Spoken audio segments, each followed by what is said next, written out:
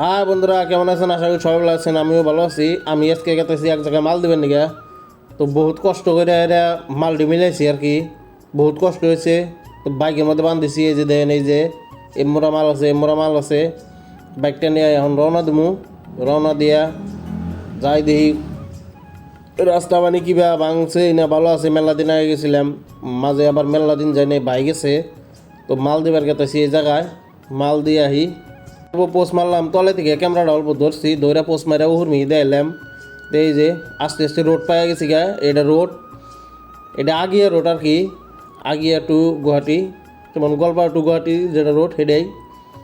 তো এই রোড দেখাতেছি, এই রোডে যায় সামনে থেকে জানাবো ভিতর মিহি, একবারে ডাইরেক্ট পাহাড়ের ভিতরে যাবো।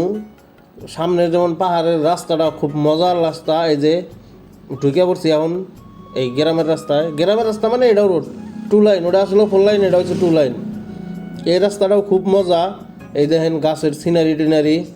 এই যে আমি গেতাইছি টার্নিং, মনে হয় যেটা খাতরা খাতরা টার্নিং, মজা লাগে খুব রাস্তাটা। তো আপনারা দেখতে থাকেন, আমি যাইতে থাকি, বাইক চলাই অল্প।